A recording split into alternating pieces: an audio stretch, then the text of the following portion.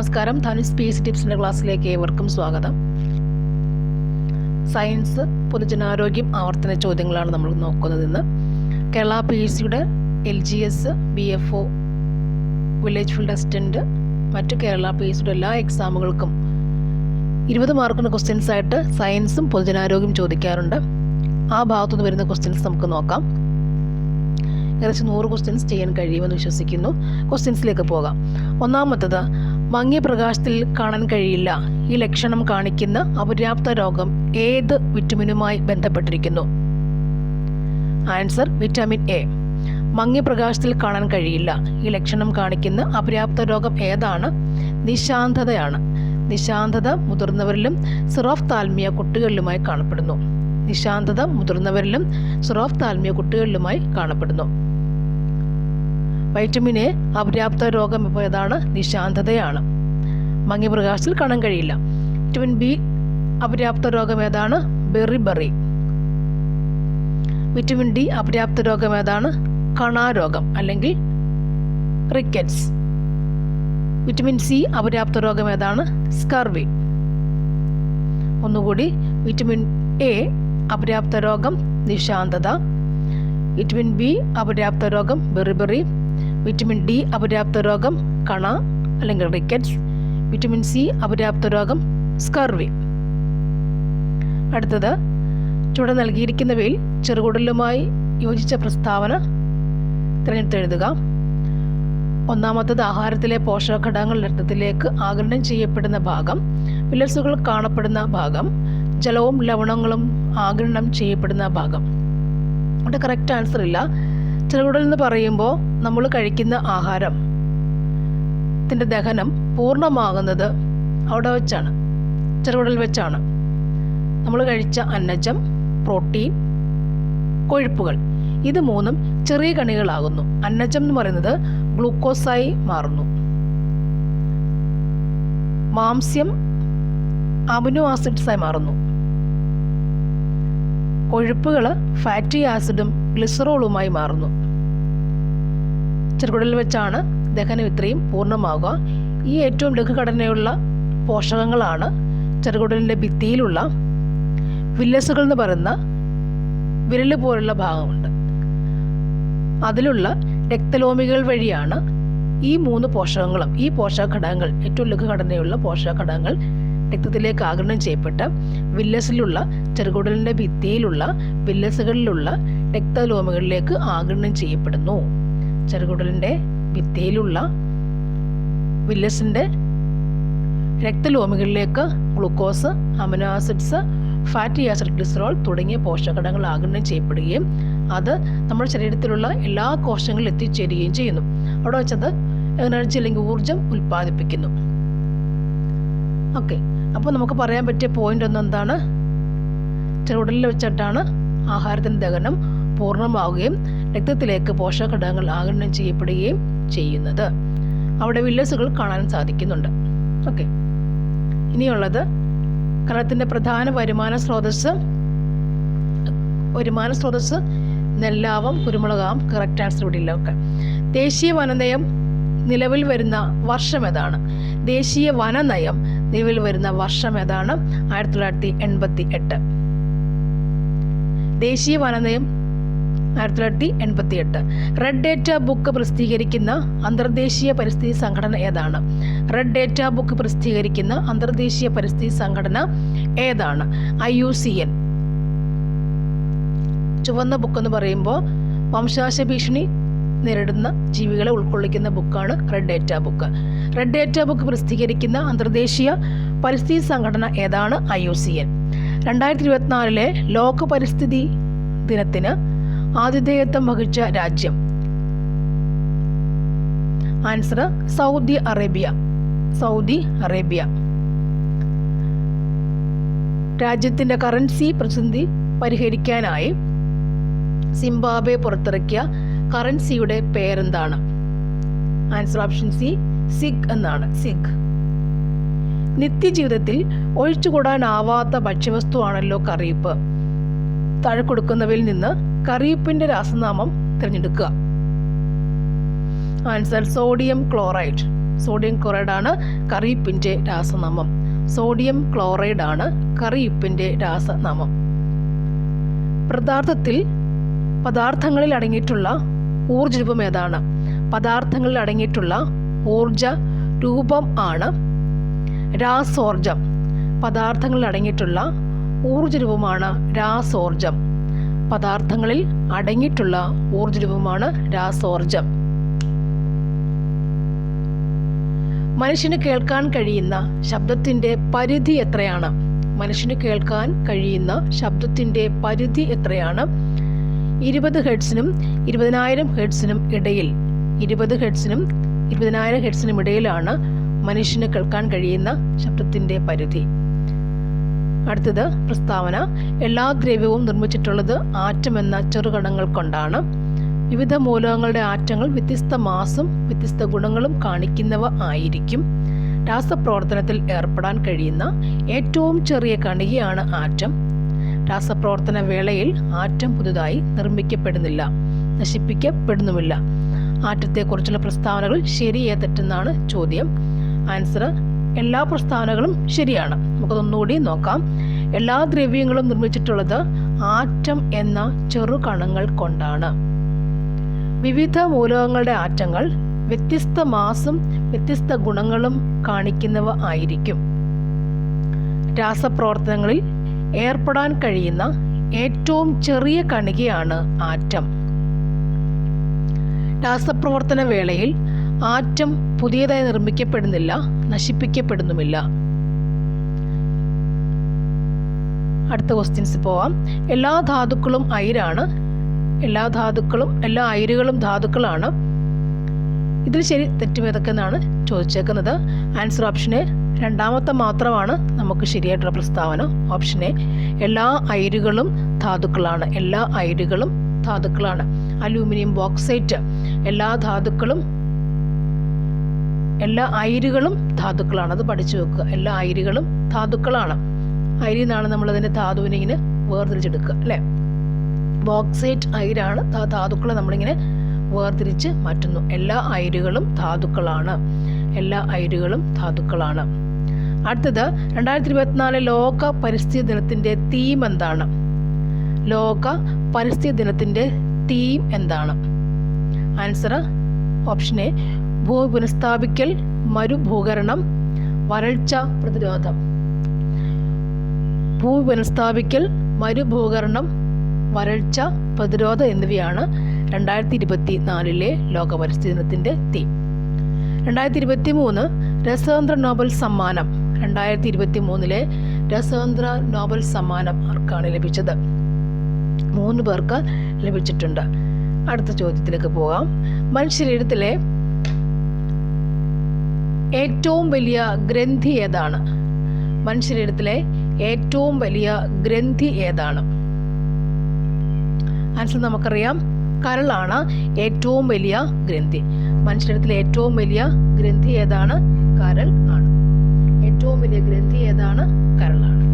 Thymus ഗ്രന്ഥിയുണ്ട്. Thymus ഗ്രന്ഥി എന്ന് പറയുമ്പോൾ തൈമോസിൻ എന്ന ഹോർമോൺ ഉൽപ്പാദിപ്പിക്കുന്നതാണ് തൈമസ് ഗ്രന്ഥികൾ.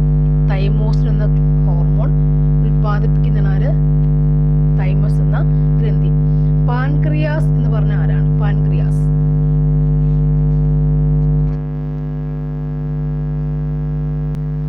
പാൻക്രിയാസ് ഗ്രന്ഥി ഉൽപ്പാദിപ്പിക്കുന്ന ഹോർമോൺ ഏതൊക്കെയാണ്? പാൻക്രിയാസ് ഗ്രന്ഥി ഉൽപ്പാദിപ്പിക്കുന്ന ഹോർമോൺസ് ഏതൊക്കെയാണ്? ഇൻസുലിനും ഗ്ലൂക്കഗോണും. ഇൻസുലിനും ഗ്ലൂക്കഗോണും. ആ ഗ്രന്ഥി ഏതാ? അതായത് ആഗ്നേയ ഗ്രന്ഥി എന്നൊരു ഗ്രന്ഥിയുണ്ട്. ആഗ്നേയ ഗ്രന്ഥിയാണ് എന്ത്? പാൻക്രിയാസ്.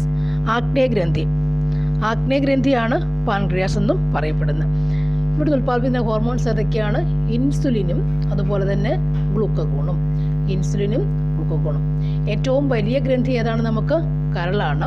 പാൻക്രിയാസ് ആരാണ്? ആഗ്നേയ ഗ്രന്ഥിയാണ്. അവർ ഉൽപ്പാദിപ്പിക്കുന്ന ഹോർമോൺ ആരാണ്? ഇൻസുലിനും ഗ്ലൂക്കഗോണുമാണ്. തൈമസ് ഗ്രന്ഥി എന്ന് പറയുമ്പോൾ അതായത് തൈമോസിൻ എന്ന ഹോർമോൺ ഉൽപ്പാദിപ്പിക്കുന്നതാണെന്ത്? തൈമസ് ഗ്രന്ഥി. തൈമോസിൻ എന്ന ഹോർമോൺ ഉൽപ്പാദിപ്പിക്കുന്നതാണെന്ത്? തൈമസ് ഗ്രന്ഥികൾ. അത് മുതിർന്നവരിൽ കാണപ്പെടുന്നില്ല. തൈമസ് ഗ്രന്ഥി മുതിർന്നവരിൽ കാണില്ല. അതുകൊണ്ട് തന്നെ വിളിക്കുന്ന പേരെന്താണ്? ശൈശവ ഗ്രന്ഥി എന്നും തൈമസ് ഗ്രന്ഥിയെ പറയുന്നുണ്ട്.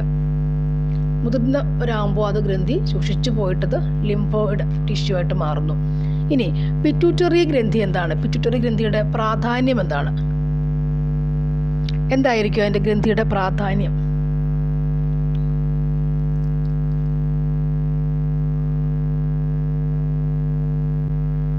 പിറ്റ്യൂട്ടറി ഗ്രന്ഥി അല്ലെ വേറെ പേര് എന്ത് പറയാം? പീയൂഷ ഗ്രന്ഥി എന്ന് നമുക്ക് പറയാം. പീയൂഷ ഗ്രന്ഥി ഉൽപ്പാദിപ്പിക്കുന്ന ഒരു ഹോർമോൺ നമുക്ക് എന്ത് പറയാം? സൊമാറ്റോട്രോപ്പിൻ.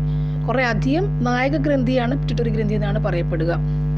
അന്തസ്രാവ ഗ്രന്ഥികളിലും നായക ഗ്രന്ഥിയാണ് ആര്? പിറ്റ്യൂട്ടറി ഗ്രന്ഥി. അതിൽ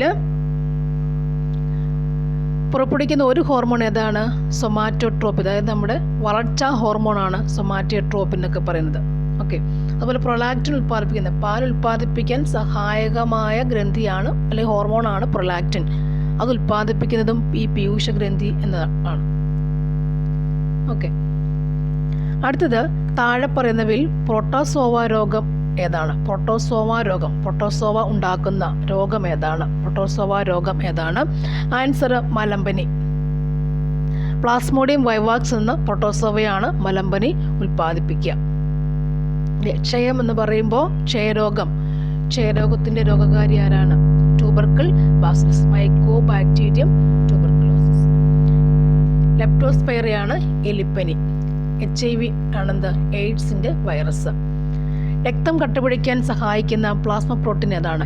രക്തം കട്ടപിടിക്കാൻ സഹായിക്കുന്ന പ്ലാസ്മ പ്രോട്ടീൻ്റെ പേരെന്താണ്? Answer fibrinogen. രക്തം കട്ടപിടിക്കാൻ സഹായിക്കുന്ന പ്ലാസ്മ പ്രോട്ടീൻ ഏതാണ്? ഫൈബ്രിനോജൻ. ആൽബുമിനും ഗ്ലോബുലിനും ഫൈബ്രിനോജനും പ്രോട്ടീൻസ് ആണ്. അതിൽ ഫൈബ്രിനോജനാണ് രക്തം കട്ടപിടിക്കാൻ സഹായിക്കുന്നത്. ഫൈബ്രിൻ ത്രെഡ്സ് ആയിട്ട്, ഫൈബ്രിൻ നാരുകളായിട്ട് വന്നിട്ട് ആണ് രക്തം കോശങ്ങൾ ഇതിൽ കുരുങ്ങി കിടന്നാണ് രക്തം കട്ടപിടിക്കുക എന്ന് പറയാം. സിറം ബാക്കി ഒഴിയുമ്പോൾ ഫൈബ്രിനോജനാണ് രക്തം കട്ടപിടിക്കാൻ സഹായിക്കുന്ന പ്ലാസ്മ പ്രോട്ടീൻ. അടുത്തത് മസ്തിഷ്കത്തിലെ വൈദ്യുതരംഗങ്ങളെ രേഖപ്പെടുത്താൻ ഉപയോഗിക്കുന്ന ഉപകരണം ഏതാണ്? ഉപകരണം EEG ആണ്. ഇലക്ട്രോ എൻസെഫലോഗ്രാം EEG ആണ്. മസ്തിഷ്കത്തിലെ വൈദ്യുതരംഗങ്ങളെ രേഖപ്പെടുത്താൻ ഉപയോഗിക്കുന്ന ഉപകരണമാണ് EEG എന്ന് പറയുന്നത്.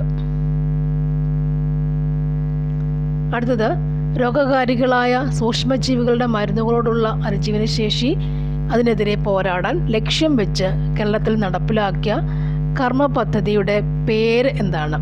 സൂക്ഷ്മജീവികളുടെ മരുന്നുകളോടുള്ള അതിജീവന ശേഷി എതിരെ പോരാടാൻ ലക്ഷ്യം വെച്ച് കേരളത്തിൽ നടപ്പിലാക്കിയ കർമ്മ പദ്ധതിയുടെ പേര് എന്താണ്? ആൻസർ കാർസാപ്പ്. സൂക്ഷ്മജീവികൾ കാർസാപ്പ്. നെക്സ്റ്റ് വൺ, സസ്യകോശങ്ങളിൽ തൊട്ടടുത്ത കോശങ്ങളെ ബന്ധിപ്പിക്കുന്ന കോശദ്രവ്യ പാത ഏതാണ്? സസ്യകോശങ്ങളിൽ തൊട്ടടുത്ത കോശങ്ങളെ ബന്ധിപ്പിക്കുന്ന കോശദ്രവ്യ പാത ഏതാണ്? ആൻസർ പ്ലാസ്മോഡെസ്മേറ്റ.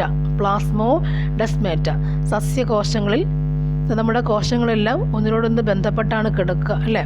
അവിടുന്ന് ജലവും ലവണങ്ങളും അങ്ങോട്ടും ഇങ്ങോട്ടും ട്രാൻസ്ഫർ ആവുന്നുണ്ട്. സസ്യങ്ങളിലാണ്. കോശങ്ങളിൽ ബ്ലഡ് വെസൽസ് എന്നൊക്കെ ഉണ്ടാവും അല്ലേ? പക്ഷെ ഇവിടെ നമുക്ക് നോക്കുമ്പോൾ പ്ലാസ്മോഡെസ്മേറ്റ എന്ന് ഓർത്താൽ മതി. തൊട്ടടുത്ത കോശങ്ങളെ ബന്ധിപ്പിക്കുന്ന കോശദ്രവ്യ പാത ഏതാണ്? പ്ലാസ്മോഡെസ്മേറ്റ. സസ്യകോശങ്ങളിൽ തൊട്ടടുത്ത കോശങ്ങളെ ബന്ധിപ്പിക്കുന്ന കോശദ്രവ്യ പാത ഏതാണ്? പ്ലാസ്മോഡെസ്മേറ്റ. അമീബിക് മെനിഞ്ചോ എൻസെഫലൈറ്റിസ് രോഗത്തിൻ്റെ രോഗകാരി ഏതാണ്? അമീബിക് മെനിഞ്ചോ എൻസെഫലൈറ്റിസ് രോഗത്തിൻ്റെ രോഗകാരി ഏതാണ്? Naegleria fowleri. ജീവിതശൈലി രോഗ നിയന്ത്രണ പദ്ധതിയുടെ പേരെന്താണ്? ഇതിന് ആൻസർ ആർദ്രം പദ്ധതി. ശരിക്കും ഇതിൽ ആൻസർ ഇല്ല. ആർദ്രം പദ്ധതി എന്താണ്? നമ്മുടെ സർക്കാർ ഹോസ്പിറ്റലുകളെ അവരുടെ ജനസേവന സൗകര്യങ്ങളുടെ വിപുലീകരണമാണെന്ത്? ആർദ്രം പദ്ധതി. സർക്കാർ ഹോസ്പിറ്റൽ അല്ലെങ്കിൽ ജനസേവന ഹോസ്പിറ്റലുകളിലെ അവരുടെ സേവനങ്ങൾ, ഉപകരണങ്ങളുടെ വിപുലീകരണം, ഹോസ്പിറ്റലിൻ്റെ വിപുലീകരണം എല്ലാം അടങ്ങിയതാണ് ഇവിടെ വരിക, ആർദ്രം എന്ന പദ്ധതിയിൽ വരിക.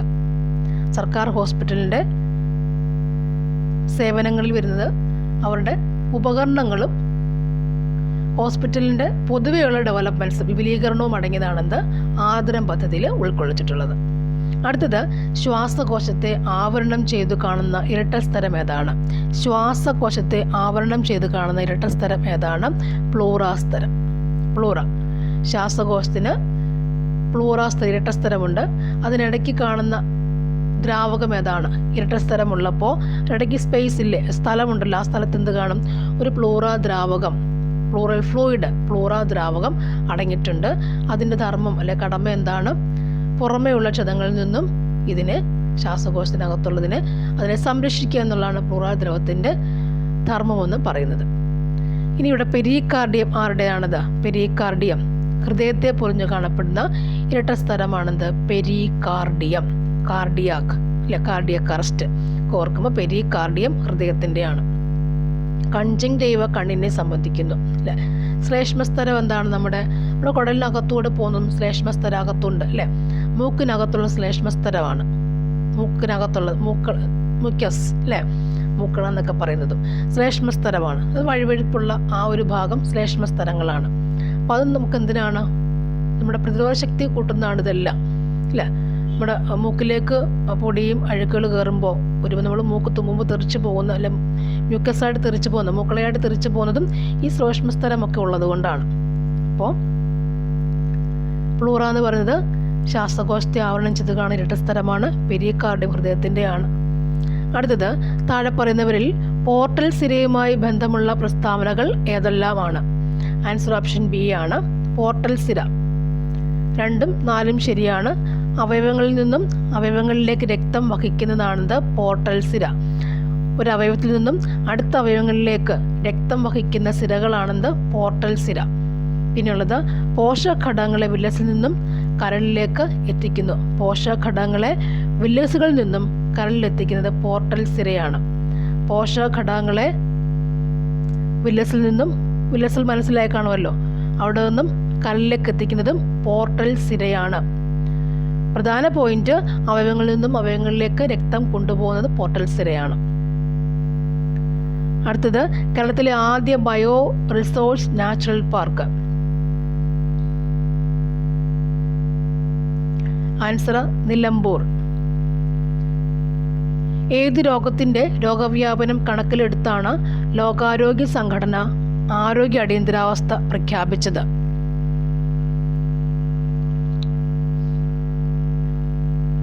ഇവിടെ എംബോക്സിനും ഉണ്ടായിരുന്നില്ല, വസൂരി സമയത്തും അടിയന്തരാവസ്ഥ പ്രഖ്യാപിച്ചിട്ടുണ്ട്. 2 എണ്ണമുള്ള നമുക്ക് ആൻസർ എഴുതാൻ പറ്റില്ല. ഇതെല്ലാം പകർച്ചവ്യാധികളാണ്. ആ സമയത്ത് അടിയന്തരാവസ്ഥ പ്രഖ്യാപിച്ച വർഷങ്ങൾക്ക് മുൻപ് വസൂരി സമയത്ത് അടിയന്തരാവസ്ഥ പ്രഖ്യാപിച്ചിട്ടുണ്ട്. അത് കഴിഞ്ഞതിനെ നിർമ്മാർജ്ജനം ചെയ്തു. എംബോക്സ് എന്ന് പറയുന്നത് വൈറസിൻ്റെ അസുഖമാണ്. ഇന്ത്യയിൽ ആദ്യമായി ഹിമാലയൻ കഴുകന്മാരുടെ പ്രജനനം റിപ്പോർട്ട് ചെയ്ത സംസ്ഥാനം ഏതാണ്? ആസാം. ഹിമാലയൻ കഴുകന്മാരുടെ പ്രജനനം, ഹിമാലയൻ കഴുകന്മാരുടെ ഉൽപാദനം, റീപ്രൊഡക്ഷൻ, പ്രത്യുൽപാദനം, അവരെത്ര വീണ്ടും വീണ്ടും ഉണ്ടാവും എന്നുള്ളത് റിപ്പോർട്ട് ചെയ്തത് ആസാം എന്ന സംസ്ഥാനമാണ്. ഇന്ത്യയിൽ ആദ്യമായി ഹിമാലയൻ കഴുകന്മാരുടെ പ്രജനനം റിപ്പോർട്ട് ചെയ്ത സംസ്ഥാനം Assam. Disaster management insurance scheme ആരംഭിക്കുന്ന ആദ്യ സംസ്ഥാനം ഏതാണ്? നാഗാലാൻഡാണ്. ഡിസാസ്റ്റർ മാനേജ്മെൻറ്റ് എന്ന് പറയുമ്പോൾ ഇതുപോലെ വെള്ളപ്പൊക്കം അല്ലേ, വരൾച്ചയൊക്കെ വരുമ്പോൾ അതിനൊരു ഇൻഷുറൻസ് സ്കീം ആരംഭിക്കുന്ന ആദ്യ സംസ്ഥാനമാണ് Nagaland. Disaster management insurance scheme, ഭൂകമ്പം ഒക്കെ വരുമ്പോൾ അപ്പോൾ അവിടെയുള്ളവർക്ക് വേണ്ടി ഇൻഷുറൻസ് കൊടുക്കുന്ന ആ സ്കീം ആരംഭിച്ച insurance scheme, disaster management insurance scheme ആരംഭിക്കുന്ന ആദ്യത്തെ സംസ്ഥാനം നാഗാലാൻഡാണ്. അടുത്തത്, ജീവമണ്ഡലത്തിലെ ജൈവ സമ്പന്നത സൂചിപ്പിക്കുന്ന ജൈവ വൈവിധ്യം എന്ന പദം ആദ്യമായി ഉപയോഗിച്ചത് ആരാണ്? Answer option C, Walter G Rosen. Walter G റോസനാണ് ജീവമണ്ഡലത്തിലെ ജൈവ സമ്പന്നത സൂചിപ്പിക്കുന്ന ജൈവ വൈവിധ്യം എന്ന പദം ആദ്യമായി ഉപയോഗിക്കുന്നത്. ജൈവ വൈവിധ്യം എന്ന പദം, ജീവികളുടെ വൈവിധ്യം, വ്യത്യസ്തത എന്ന പദം ആദ്യം ഉപയോഗിക്കുന്നത് വാൾട്ടർ ജി റോസനാണ്. ജൈവ വൈവിധ്യം എന്ന പദം ആദ്യമായി ഉപയോഗിക്കുന്നത് വാൾട്ടർ ജി റോസനാണ്. അമ്മയുടെയും ഗർഭസ്ഥ ശിശുവിൻ്റെയും രക്തം കൂടിക്കലരാതെയുള്ള പദാർത്ഥ വിനിമയത്തിന് സഹായിക്കുന്ന ഭാഗം ഏതാണ്? അമ്മയുടെയും ഗർഭസ്ഥ ശിശുവിൻ്റെയും രക്തം കൂടിക്കലരാതെയുള്ള പദാർത്ഥ വിനിമയത്തിന്, പദാർത്ഥങ്ങൾ അങ്ങോട്ടും അതായത് പദാർത്ഥങ്ങൾ എന്ന് പറയുമ്പോൾ അമ്മ കഴിക്കുന്ന ആഹാരത്തിലെ പോഷകഘടകങ്ങൾ കുട്ടിയിലേക്ക് എത്തിച്ചേരുന്നു. തിരിച്ച് ഇതാണ് പദാർത്ഥങ്ങൾ. ഈ ചെറിയ ചെറിയ അമിനോ ആസിഡ്സ്, ഗ്ലൂക്കോസ്, അതുപോലെ പോഷകഘടകങ്ങളാണ് പദാർത്ഥങ്ങൾ എന്ന് പറയുമ്പോൾ. ജലവും ലവണങ്ങളും ഒക്കെ, പൊട്ടാസ്യം ഇതുപോലുള്ള മിനറൽസ് ഒക്കെ പദാർത്ഥങ്ങളാണ്. അത് കുട്ടിയിലേക്ക് കലരുന്നു. തിരിച്ച് കുട്ടിയിൽ നിന്നും വിസർജ്യമായ സാധനങ്ങൾ, അല്ലെ, ആഹാരം ദഹിച്ചു കഴിഞ്ഞ ശേഷമുള്ള സാധനങ്ങൾ തിരിച്ചു പോകുന്നു. അതാണ് പദാർത്ഥങ്ങൾ എന്ന് പറയാം. ഈ വിനിമയത്തിന് സഹായിക്കുന്ന ഭാഗം ഏതാണ്? ഏത് ഭാഗമാണ്? Answer placenta. പ്ലാസെന്റ. കോശഭിത്തിയുടെ എല്ലാ ഭാഗത്തും ഒരേപോലെ കട്ടി കൂടിയ തരം കോശങ്ങൾ ചേരുന്ന കല ഏതാണ്? കോശഭിത്തിയുടെ എല്ലാ ഭാഗത്തും ഒരേപോലെ കട്ടി കൂടിയ തരം കോശങ്ങൾ ചേർന്ന കല ഏതാണ്? ആൻസർ സ്ക്ലീറൻ കൈമ. സ്ക്ലീറൻ കൈമ. ചെറുകുടലിനകത്തെ പോഷക ആഗിരണത്തിനുള്ള പ്രതല വിസ്തീർണം അനേകം മടങ്ങ് വർദ്ധിപ്പിക്കാൻ സഹായിക്കുന്ന ഭാഗം ഏതാണ്? വില്ലസുകൾ. വൃക്കയിലേക്ക് രക്തം കൊണ്ടുവരുന്ന കുഴലുകൾ ഏതാണ്? വൃക്കാധമനി. വൃക്കയിലേക്ക് രക്തം കൊണ്ടുവരുന്ന കുഴലുകൾ ഏതാണ്? വൃക്കാധമനിയാണ്. വൃക്കാധമനിയാണ്. നേത്രവൈകല്യങ്ങളുമായി ബന്ധപ്പെട്ട ശരിയായ പ്രസ്താവനകൾ കണ്ടെത്തുക. ശരിയായ പ്രസ്താവന ഇവിടെ ഓപ്ഷൻ ബി ആണ്. 3ഉം 4ഉമാണ് ശരിയായ പ്രസ്താവനകൾ. നോക്കാം. നേത്രവൈകല്യമാണ് മൂന്നാമത്തെ പ്രസ്താവന. കണ്ണിനുള്ളിൽ മർദ്ദം കൂടുന്ന അവസ്ഥയാണ് ഗ്ലോക്കോമ എന്ന് പറയുന്നത്. ഗ്ലോക്കോമ എന്ന അസുഖം കണ്ണിനകത്ത് മർദ്ദം കൂടുന്ന അവസ്ഥയാണ്. ഗ്ലോക്കോമ എന്ന അസുഖം കണ്ണിനകത്ത് മർദ്ദം കൂടുന്ന അവസ്ഥയാണ്. അടുത്തത്, കണ്ണിലെ ലെൻസ് അതാര്യമാകുന്ന അവസ്ഥയാണ് തിമിരം. പ്രായമായവർക്ക് കണ്ണ് കാണില്ല, തിമിരമാണെന്ന് പറയില്ല. അപ്പോൾ അവരുടെ കണ്ണിലെ ലെൻസ് അതാര്യമാകും, അതിൽ കൂടി പ്രകാശരശ്മികൾ കടന്നു പോകുന്നില്ല. അതാണ് കണ്ണിലെ ലെൻസ് അതാര്യമാകുന്ന അവസ്ഥയാണ് തിമിരമെന്ന് പറയുക. 2 പോയിന്റ്സ്. നേത്രവൈകല്യവുമായി കണ്ണിൻ്റെ കാര്യവുമായി, കണ്ണിൻ്റെ വൈകല്യം ബന്ധപ്പെട്ട് 2 പ്രശ്നങ്ങളുണ്ട് ഇവിടെ. 2 പ്രധാന പോയിന്റ്സ്. കണ്ണിനുള്ളിൽ മർദ്ദം കൂടുന്ന അവസ്ഥയാണ് ഗ്ലോക്കോമ. കണ്ണിലെ ലെൻസ് അതാര്യമാകുന്ന അവസ്ഥയാണ് തിമിരം. നമുക്കറിയാം, തെറ്റാണ് അല്ലേ? നിശാന്തത വൈറ്റമിൻ എ ഡെഫിഷ്യൻസിയാണ് കണ്ണിനുള്ളതാണത്. നിശാന്തത മങ്ങി വെളിച്ചത്തിൽ കാണാൻ കഴിയാത്ത അവസ്ഥയാണ് നിശാന്തത. വൈറ്റമിൻ എയുടെ കുറവുണ്ടാകുന്ന അസുഖമാണെന്ന് അറിയാം. അടുത്തത്, ന്യൂക്ലിയസ് അല്ലാത്ത ഏകകോശ ജീവികൾ ഉൾപ്പെടുന്ന വിഭാഗം ഏതാണ്? ന്യൂക്ലിയസ് ഇല്ലാത്ത ഏകകോശ ജീവികൾ ഉൾപ്പെടുന്ന വിഭാഗത്തിന് പറയുന്ന പേരെന്താണ്? Monera. Kingdom Monera. Kingdom Monera. Protista, fungi, plant, Animalia, അങ്ങനെ 5 കിങ്ഡം ക്ലാസിഫിക്കേഷൻ ഉണ്ടാക്കിയതാണ് വിറ്റാക്കർ എന്ന് പറയുന്ന ശാസ്ത്രജ്ഞൻ. Whittaker. 5 kingdom classification. Kingdom Monera, Protista, fungi, plant, Animalia എന്ന് വെച്ചാൽ മൊണീറയുണ്ട്, പ്രൊട്ടിസ്റ്റയുണ്ട്, ഫംഗസുകളുണ്ട്, പ്ലാന്റ്സ് ഉണ്ട്, ചെടി, സസ്യങ്ങൾ, ആനിമൽസും ഉണ്ട്. ഇത്രയാണ് അടങ്ങിയത്. അപ്പോൾ ഇവിടെ ന്യൂക്ലിയസ് ഇല്ലാത്ത ഏകകോശ ജീവികൾ ഉൾപ്പെടുന്ന വിഭാഗം ഏതാണ്? മൊണീറയാണ്. മൊണീറ. അടുത്തത്, ഭീമാകാരത്വം ഏത് ഹോർമോണിന്റെ ഏറ്റക്കുറച്ചിലുമായി ബന്ധപ്പെട്ട അവസ്ഥയാണ്? ഭീമാകാരത്വം ഏത് ഹോർമോണിന്റെ ഏറ്റക്കുറച്ചിലുമായി ബന്ധപ്പെട്ട അവസ്ഥയാണ്? ആൻസർ ഭീമാകാരത്വം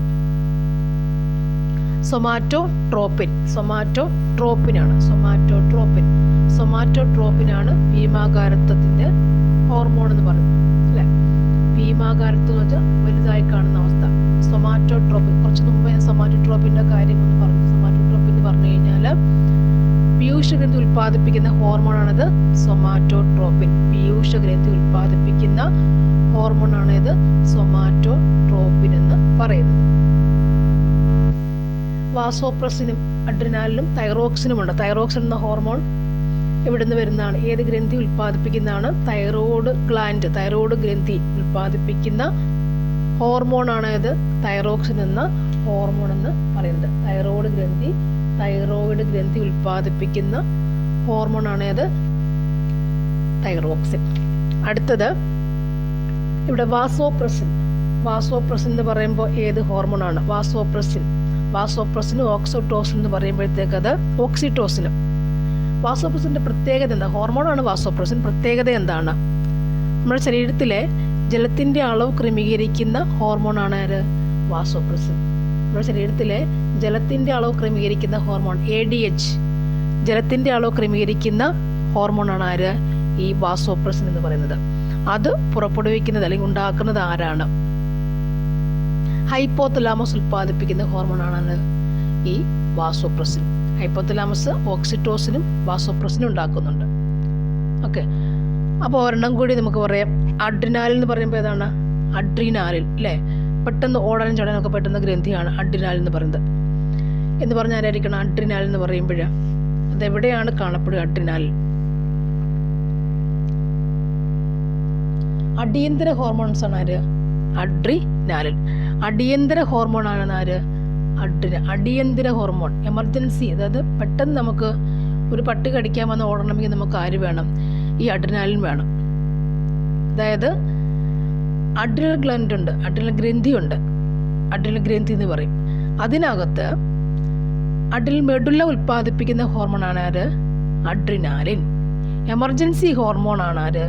അടിയന്തര ഹോർമോൺസ് ആണ് ആര്? അഡ്രിനാലിൻ. അത്രയും അറിഞ്ഞേക്കുക. ഇവിടെ ഭയം ഉണ്ടാകുന്ന അവസരങ്ങളിൽ ശരീരങ്ങളിൽ ഉൽപ്പാദിപ്പിക്കുന്ന ഹോർമോൺ ആരാണ്? അഡ്രിനാലിനാണ്. അടിയന്തര ഹോർമോൺ. ഭയം നമുക്കുണ്ടാകുമ്പോൾ ഉൽപ്പാദിപ്പിക്കുന്ന ഹോർമോൺസ് ആര്? അഡ്രിനാലിൻ. ഓക്കെ, അപ്പോൾ ഈ ഭാഗാർത്ഥ ഹോർമോണിൻ്റെ ഏറ്റക്കുറച്ചിലുമായി ബന്ധപ്പെട്ടതാണ് സൊമാറ്റോട്രോപ്പിൻ. സൊമാറ്റോട്രോപ്പിൻ ആരുൽപ്പാദിപ്പിക്കുന്നതാണ്? പീയൂഷഗ്രന്ഥി ഉൽപ്പാദിപ്പിക്കുന്ന വളർച്ചയ്ക്ക് സഹായിക്കുന്ന ഹോർമോൺസ് ആണ് അത് സൊമാറ്റോട്രോപ്പിൻ എന്ന് പറയുന്നത്. ഓക്കെ, അപ്പോൾ ഇതിനകത്ത് ഭീമാകാരത്വം ഉണ്ടാകാറുണ്ട്. മറ്റൊന്നെന്താണ്? വാമനത്വം ഉണ്ടാകുന്നുണ്ട്. വാമനത്വം എന്ന് പറയുമ്പോൾ ഈ സൊമാറ്റോട്രോപ്പിൻ കുറയുന്നതാണ് വാമനത്വം, കൂടുന്നതാണ് ഭീമാകാരത്വം. സൊമാറ്റോട്രോപ്പിൻ വളർച്ചാ ഹോർമോണാണ്. അത് കുറയുമ്പോൾ വാമനത്വം, ഡാർഫിനിസം, ചെറുതാകുന്ന അസുഖം ഉണ്ടാകുന്നു. കൂടുമ്പോൾ ഭീമാകാരത്വം അസുഖം ഉണ്ടാകുന്നു. സൊമാറ്റോട്രോപ്പിൻ ഉൽപ്പാദിപ്പിക്കുന്നത് ആരാണ്? പീയൂഷ ഗ്രന്ഥിയാണ്. അടുത്തത് കോശശ്വസനവുമായി ബന്ധപ്പെട്ട ശരിയായ പ്രസ്താവനകൾ കണ്ടെത്തുക. ഇതിൽ ആൻസർ ഓപ്ഷൻ ഡി, നാലാമത്തെ മാത്രമേ ഉള്ളൂ ശരി എന്നാണ്. കോശശ്വസനം എന്ന് പറയുമ്പോൾ കോശങ്ങൾ ശ്വസിക്കുന്നു അല്ലേ? അവരും ഓക്സിജനും കാർബൺ ഡൈ ഓക്സൈഡ്, അതായത് കോശത്തിൽ വെച്ച് ഒരു കോശം എടുക്കുമ്പോൾ അതിനകത്ത് നമ്മൾ നേരത്തെ പഠിച്ചില്ല, നമ്മൾ കഴിച്ച പോഷകഘടകങ്ങളെല്ലാം കോശങ്ങളിലേക്ക് വരുമെന്ന് പഠിച്ചില്ലേ? ഈ പോഷകഘടകങ്ങൾ കോശത്തിനകത്ത് വെച്ചിട്ട് ഊർജ്ജം ഉൽപ്പാദിപ്പിക്കുന്നുണ്ട്. അപ്പോൾ ഇവർക്ക് ആരും കൂടി വേണം? ഓക്സിജനും കൂടി വേണം. അപ്പോൾ രക്തക്കുഴലുകൾ വഴി ഓക്സിജൻ കോശങ്ങളിലേക്ക് എത്തിച്ചേരുന്നുണ്ട്. ഈ ഓക്സിജൻ സഹായത്തോടു കൂടിയാണ് മൈറ്റോകോൺട്രിയ എന്ന് പറയുന്ന കോശാംഗമുണ്ട്. ഒരു കോശം എടുത്താലതിനകത്ത് കോശത്തിനകത്ത് ന്യൂക്ലിയസ് ഉണ്ട്, നടുക്ക് ന്യൂക്ലിയസ് ഉണ്ട്, കേന്ദ്രഭാഗമുണ്ട്, പിന്നെ അവിടെ കോശാംഗങ്ങളുണ്ടാവും. അതായത് മൈറ്റോകോൺട്രിയ, ഗോൾജി കോംപ്ലക്സ്, അന്തർദ്രവ്യജാലി, അങ്ങനെ കുറേ സാധനങ്ങളുണ്ട്. ഇതിൽ മൈറ്റോകോൺട്രിയ എന്ന് പറയുന്ന കോശാംഗം അതിൽ വെച്ചിട്ട് എന്ത് ചെയ്യുന്നുണ്ട്? രക്തം വഴി വരുന്ന ഓക്സിജനും ഈ പോഷകഘടകങ്ങളും ഒക്കെ വെച്ചിട്ട് മറ്റ് ലവണങ്ങളും ഒക്കെ വെച്ചിട്ട് ഇവർ ഊർജ്ജം ഉൽപ്പാദിപ്പിക്കുന്നു. ബൈ പ്രോഡക്റ്റായിട്ട് ഉപോൽപ്പന്നമായി എന്ത് പുറത്തുവിടുന്നുണ്ട്? അവർ കാർബൺ ഡൈ ഓക്സൈഡ്, ജലവും ഒക്കെ പുറന്തള്ളപ്പെടുന്നു. ഈ കാർബൺ ഡൈ ഓക്സൈഡ് എന്താണ്? തിരിച്ച് നമ്മുടെ മൂക്ക് വഴി പോകുന്നുണ്ട്. ബ്ലഡ് വഴി കടന്നിട്ട് തിരിച്ച് ശ്വാസകോശത്തിലെത്തി അതങ്ങ് പൊക്കോളും. അപ്പോൾ ഇവിടെ ഓക്സിജൻ വന്നു ചേരുന്നുണ്ട്, CO2 പുറത്തു പോകുന്നുണ്ട്. ഇവിടെ വെച്ച് ഇവിടെ ഊർജ്ജം ഉൽപ്പാദിപ്പിക്കുകയും ചെയ്യുന്നു. ശരിക്കും അതാണെന്ത്? കോശ ശ്വസനം. ഓക്കെ, ഊർജ്ജം ഉൽപ്പാദിപ്പിക്കുന്നുണ്ട്. മൈറ്റോകോൺട്രിയ ഉണ്ട്, പ്രോട്ടീൻസ് ഉൽപ്പാദിപ്പിക്കുന്ന അവിടെ എന്താ പറയുക, പല ഘട്ടങ്ങളുണ്ട്. ഒന്ന് മൈറ്റോകോൺട്രിയയിൽ വെച്ചിട്ടാണ് ATP എന്ന് പറയുന്ന ഊർജ്ജം, അഡിനോസിൻ ട്രൈഫോസ്ഫേറ്റ് ATP എന്ന് പറയുന്ന ഊർജ്ജം കണിക ഉണ്ടാകുന്നത്. അതൊന്ന് മനസ്സിൽ വയ്ക്കാം. അതിന് മറ്റ് പല സ്റ്റെപ്പുകളും പേരുകളും ഒക്കെ ഉണ്ട്. അപ്പം ഇവിടെ ആൻസർ ഓപ്ഷൻ ഡി നോക്കാം. ഗ്ലൈക്കോൾസിൽ ഗ്ലൂക്കോസ് പൈറുവിക് ആസിഡായി മാറുന്നു അല്ലേ? ഗ്ലൈക്കോൾസിൽ ഗ്ലൂക്കോസ് പൈറുവിക് ആസിഡായി മാറുന്നു. അപ്പം ഞാൻ പറഞ്ഞ പോയിന്റ് കോശശ്വസനം എന്ന് പറയുമ്പോൾ അവിടെ മൈറ്റോകോൺട്രിയൽ ATP ഉണ്ടെന്ന് പറഞ്ഞില്ലേ? അതിന് ഗ്ലൈക്കോൾസ് എന്ന് പറയാം. പൈറുവിക് ആസിഡായിട്ട് മാറാം. ഈ ഗ്ലൂക്കോസ് പൈറുവിക് ആസിഡ് പറഞ്ഞില്ലേ? അപ്പോൾ ഈ ഗ്ലൂക്കോസ് എന്താവണം? ATPകളാവണം. നമ്മൾ കഴിച്ച പോഷകഘടകങ്ങളെ ഗ്ലൂക്കോസ് കോശത്തിലേക്ക് വന്നില്ലേ, ആ ഗ്ലൂക്കോസിനെ എന്താക്കി മാറ്റുന്നുണ്ട്, പൈറുവിക് ആസിഡായി മാറി. ഫസ്റ്റ് പകുതി സ്റ്റെപ്പേ ആയുള്ളൂ. പിന്നെ ATP അഡ്നോസ്. അപ്പം ഇവിടെ പൈറുവിക് ആസിഡ് 2 ATP ആണ് ഇവിടെ ഉണ്ടാവുക. അപ്പോൾ ഡീറ്റെയിൽഡായി പഠിച്ചൊരാൾക്ക് മാത്രമേ ഈ ഒരു ആൻസർ എഴുതാൻ പറ്റുകയുള്ളൂ. അപ്പോൾ ഗ്ലൈക്കോൾസിൽ ഇവിടെ ഗ്ലൂക്കോസ് പൈറുവിക് ആസിഡായി മാറുന്നു. നെക്സ്റ്റ്, വിട്രിയസ് ദ്രവം മനുഷ്യശരീരത്തിലെ ഏത് അവയവത്തിലാണ് കാണുന്നത്? വിട്രിയസ് ദ്രവം മനുഷ്യശരീരത്തിലെ ഏത് അവയവത്തിലാണ് കാണപ്പെടുക? ആൻസർ കണ്ണ്. നമ്മൾ കണ്ണെടുക്കുകയാണെങ്കിൽ കണ്ണിൻ്റെ ഘടന എടുക്കുക, വിട്രിയസ് ദ്രവവും അക്വസ് ദ്രവവും ഉണ്ട് അല്ലേ? വിട്രിയസ് ദ്രവവും അക്വസ് ദ്രവവും ഉണ്ട്. അതാണ് പറഞ്ഞേക്കുന്നത്. വിട്രിയസ് അറ, അക്വസ് അറയുമുണ്ട്. വിട്രിയസ് ഇതാണ് കണ്ണിൻ്റെ മർദ്ദം ക്രമീകരിക്കുന്ന ഭാഗങ്ങൾ അവിടെയാണ്. വിട്രിയസ് ദ്രവം മനുഷ്യ ശരീരത്തിൻ്റെ ഏത് ഭാഗത്ത് കാണപ്പെടുന്നു? കണ്ണ് കാണപ്പെടുന്നു. ചെണ്ടട്ടിൽ നടക്കുന്ന ഊർജ പരിവർത്തനം ഏതാണ്? ഊർജ പരിവർത്തനം ഏതാണ്? യാന്ത്രികോർജം വൈദ്യോർജമായി മാറുന്നു. യാന്ത്രികോർജം വൈദ്യോർജമായി മാറുന്ന പ്രവർത്തനമാണ് ജനറേറ്ററിൽ നടക്കുന്നത്.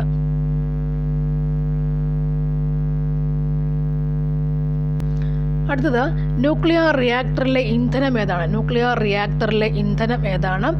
സമ്പുഷ്ട യുറേനിയം. സമ്പുഷ്ട യുറേനിയമാണ് ന്യൂക്ലിയർ റിയാക്ടറിലെ ഇന്ധനം. വസ്തുവിൻ്റെ പ്രവേഗം ഇരട്ടിയായാൽ ഗതികോർജം എത്രയാകും? വസ്തുവിൻ്റെ പ്രവേഗം ഇരട്ടിയാൽ ഗതികോർജം എത്രയാകും? ആൻസർ 4 മടങ്ങാകും. 4 മടങ്ങ് ആയിത്തീരുന്നു. കൂട്ടത്തിൽ പെടാത്തത് ഇവിടെ ഏതാണ്? വേഗം. അന്തരീക്ഷമർദ്ദം അളക്കാൻ ഉപയോഗിക്കുന്ന ഉപകരണം ഏതാണ്? അന്തരീക്ഷമർദ്ദം അളക്കാൻ ഉപയോഗിക്കുന്ന ഉപകരണം ഏതാണ്? ബാരോമീറ്റർ.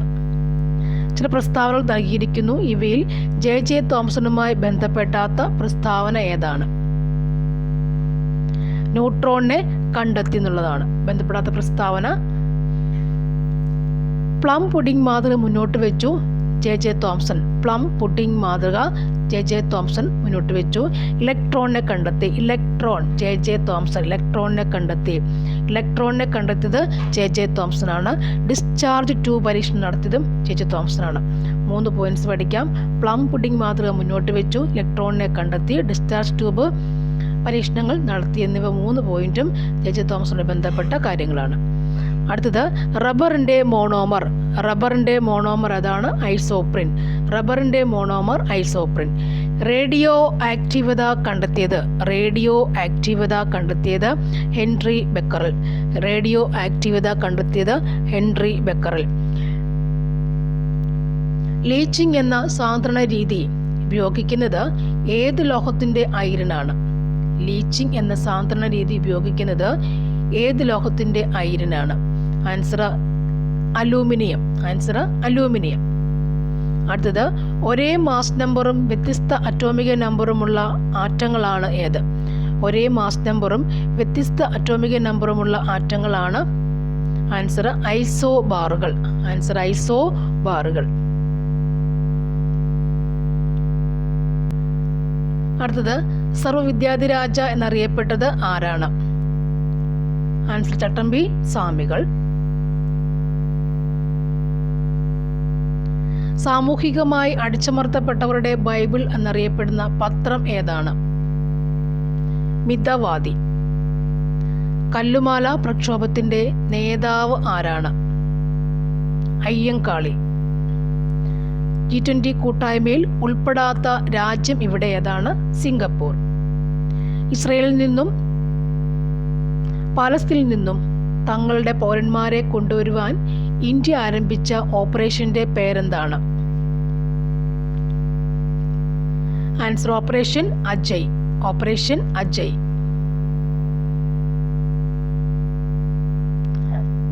പട്ടിണി ഇല്ലാതാക്കാൻ സാമൂഹ്യനീതി തുല്യധിഷ്ഠിതമായ വളർച്ച ഉദ്ദേശത്തോടുകൂടി തുടങ്ങിയ പഞ്ചവത്സര പദ്ധതി ഏതാണ്?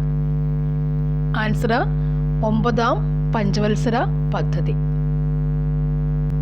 അടുത്ത ക്വസ്റ്റ്യൻ, ചുവടെ നൽകിയിരിക്കുന്നവയിൽ നിന്നും ആഹാരം ചവച്ചരയ്ക്കാൻ സഹായിക്കുന്ന പല്ലുകൾ തെരഞ്ഞെടുത്ത് എഴുതുക. ചർവണകം അതുപോലെ അഗ്രചർവണകമാണ് ആഹാരം ചവച്ചരയ്ക്കാൻ സഹായിക്കുന്ന പല്ലുകൾ. ചർവണകവും ചവച്ചരയ്ക്കാൻ നമ്മൾ അണപ്പല്ലുകൾ വെച്ചിട്ട് ചർവണകം അഗ്രചർവണകവുമാണ് നമ്മൾ ചവച്ചരയ്ക്കാൻ സഹായിക്കുന്ന പല്ലുകൾ. സൂര്യപ്രകാശം ഏൽക്കുമ്പോൾ ശരീരത്തിൽ നിർമ്മിക്കപ്പെടുന്ന വിറ്റാമിൻ ഏതാണ്? Vitamin D. സൺഷൈൻ വിറ്റമിൻ എന്നതിനെ പറയാറുണ്ട്. സൺഷൈൻ വിറ്റമിൻ എന്ന് പറയാറുണ്ട്. ആന്റി റിക്കറ്റ്സ് വിറ്റമിൻ എന്നും വിറ്റമിൻ ഡിയെ പറയാറുണ്ട്. ഏത് വിളയുടെ സങ്കര ഇനമാണ് സൽകീർത്തി എന്ന് പറയുന്നത്? സൽകീർത്തി വെണ്ട. സൽകീർത്തി വെണ്ട. വനാവകാശ നിയമം നിലവിൽ വന്ന വർഷം ഏതാണ്? വനാവകാശ നിയമം നിലവിൽ വന്ന വർഷം ഏതാണ്? 2006. 2006 വന അവകാശ നിയമം നിലവിൽ വരുന്നത്. 2006 വന അവകാശ നിയമം നിലവിൽ വന്നത്. സൈലന്റ് വാലി ദേശീയ ഉദ്യാനമായി പ്രഖ്യാപിച്ച വർഷം? സൈലന്റ് വാലി ദേശീയ ഉദ്യാനമായി പ്രഖ്യാപിച്ച വർഷം ഏതാണ്? 1984. സൈലന്റ് വാലി ദേശീയ ഉദ്യാനമായി പ്രഖ്യാപിച്ച വർഷം ഏതാണ്? 1984.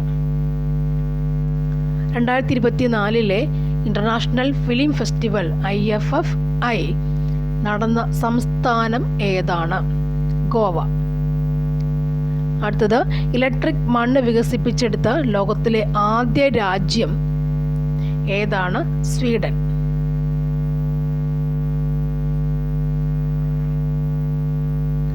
വൈദ്യുത സർക്യൂട്ടുകളെ സംബന്ധിച്ച് താഴെ കൊടുത്തിരിക്കുന്നവയിൽ ശരിയായത് ഏതൊക്കെയാണ്? ശരിയായ പ്രസ്താവനകൾ 1, 2, 3 പ്രസ്താവനകൾ ശരിയാണ്. അതായത് ഒരു സർക്യൂട്ട് പൂർത്തിയായിട്ടുണ്ടെങ്കിൽ അത് അടഞ്ഞ സർക്യൂട്ടാണ്, ക്ലോസ് സർക്യൂട്ടാണ്. ഒരു സർക്യൂട്ട് പൂർത്തിയായിട്ടുണ്ടെങ്കിൽ അത് അടഞ്ഞ സർക്യൂട്ടാണ്. ഒരു സർക്യൂട്ട് പൂർത്തിയായിട്ടില്ലെങ്കിൽ അത് തുറന്ന സർക്യൂട്ടാണ്. അടഞ്ഞ സർക്യൂട്ടിൽ മാത്രമേ ഉപകരണങ്ങൾ പ്രവർത്തിക്കുകയുള്ളൂ. ഓക്കെ ആയില്ലേ? 3. തുല്യ വലിപ്പമുള്ള 2 സമതല ദർപ്പണങ്ങൾക്കിടയിൽ വച്ചിരിക്കുന്ന ഒരു വസ്തുവിൻ്റെ പ്രതിബിംബങ്ങളുടെ എണ്ണം 3 ആകണമെങ്കിൽ ദർപ്പണങ്ങൾ തമ്മിലുള്ള കോണളവ് എത്ര ഡിഗ്രി ആയിരിക്കണം? 90 ഡിഗ്രി ആയിരിക്കണം. കാന്തങ്ങളെ പറ്റിയുള്ള ചില വിവരങ്ങൾ നൽകിയിരിക്കുന്നു. ശരിയായവ ഏതെല്ലാം? അതായത് 2, 3 എന്നിവ ശരിയാണ്. കാന്തങ്ങളെ പറ്റി പറയുമ്പോൾ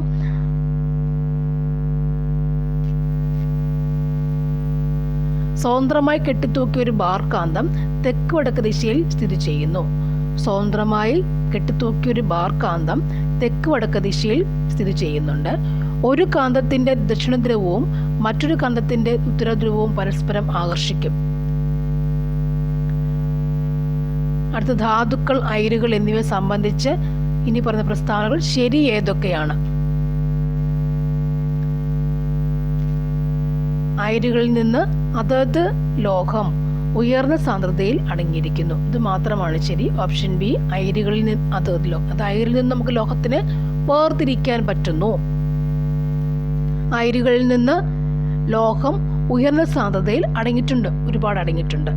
അയിരുകളിൽ അതിൻ്റെ ലോഹങ്ങൾ ഉയർന്ന സാന്ദ്രതയിൽ അടങ്ങിയിരിക്കുന്നു. ഒരു അയിരിനകത്ത് അതിൻ്റെ ലോഹങ്ങൾ ഒരുപാടുണ്ടാകും, ബാക്കി അഴുക്കാണ്. അയിരെന്ന് പറയുമ്പം ലോഹം പ്ലസ് അഴുക്കുകൾ, ഗാങ്ങുകൾ ഒക്കെ അടങ്ങിയിട്ടുള്ള സംഭവമാണ് അയിരെന്ന് പറയുക. അപ്പോൾ നമുക്ക് അയിരിനകത്ത് നമുക്ക് ആ ലോഹം മാറ്റിയെടുക്കാൻ പറ്റും. കുറച്ചഴുക്കേ ഉണ്ടാകത്തുള്ളൂ എപ്പോഴും. ലോഹത്തിൻ്റെ സാന്ദ്രത അത് ഒരുപാടുണ്ടായിരിക്കുന്നത് മാത്രം ഓർത്തിരുന്നാൽ മതി.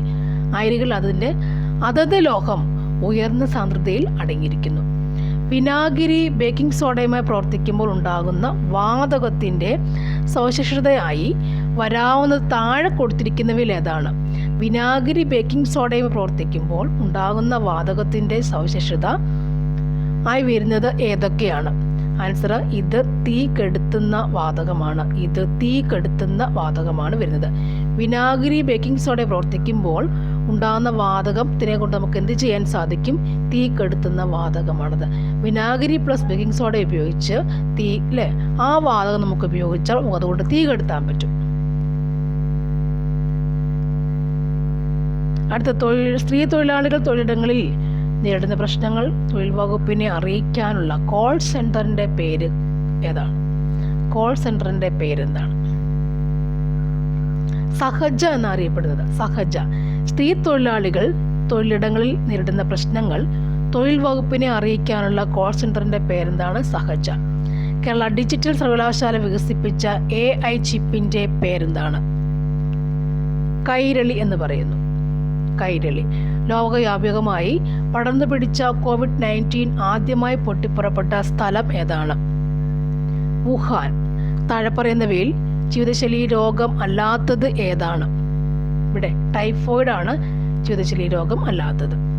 സ്തനാർബുദം കണ്ടുപിടിക്കുന്നതിന് ഏറ്റവും ഫലപ്രദമായ ടെസ്റ്റ് എന്താണ്? സ്തനാർബുദം കണ്ടുപിടിക്കുന്നതിന് ഫലപ്രദമായ ടെസ്റ്റ് ഏതാണ്? മാമോഗ്രാം.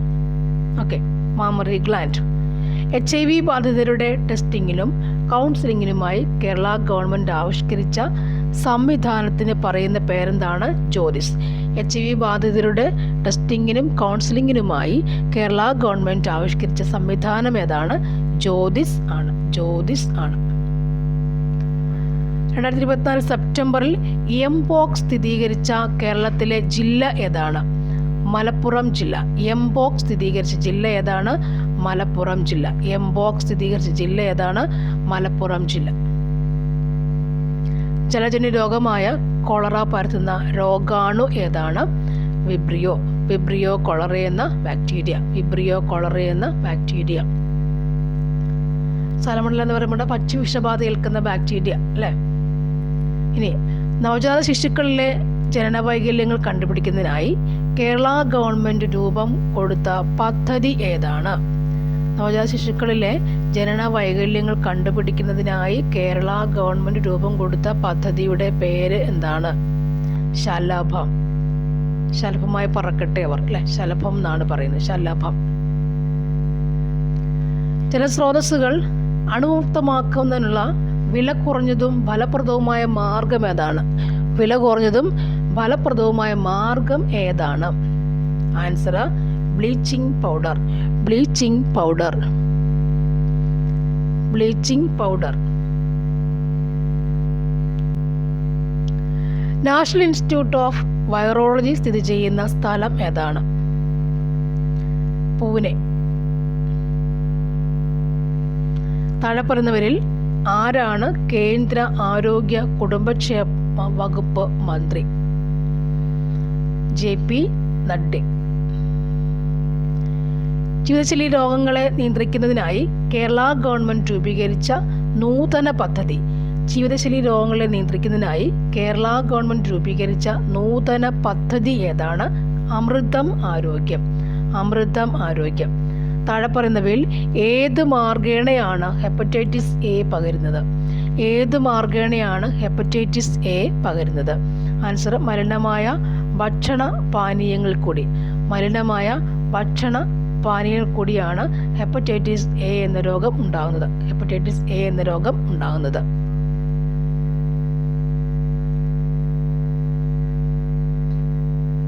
ബ്രിട്ടനിൽ കണ്ടെത്തിയ പുതിയ രക്തഗ്രൂപ്പിന് നൽകിയിരിക്കുന്ന പേരെന്താണ്?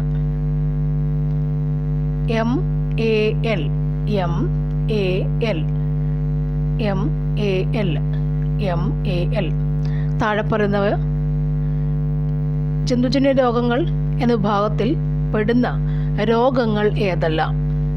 ആൻസർ നിപ്പയും എംപോക്സുമാണ്. നിപ്പയും എംപോക്സുമാണ് ജന്തുജന്യ രോഗങ്ങൾ. നിപ്പയും എംപോക്സുമാണ് ജന്തുജന്യ രോഗങ്ങൾ അല്ലേ? ഇത് ബാക്ടീരിയ, പോളിയോ വൈറസ്, പോളിയോമൈലൈറ്റിസ്, ക്ഷയം, ട്യൂബർക്കുലോസിസ് അങ്ങനെ അറിയപ്പെടും. നിപ്പയും എംപോക്സും ജന്തുക്കൾ പരത്തുന്ന ജന്തുജന്യ രോഗങ്ങളാണ് എന്ന് പറയാം. Okay, thank you for watching. വീണ്ടും ചെറിയ ചെറിയ ക്വസ്റ്റ്യൻസുമായിട്ട് വീണ്ടും വരാം. ആവർത്തന ചോദ്യങ്ങൾ കാണാം. Thank you.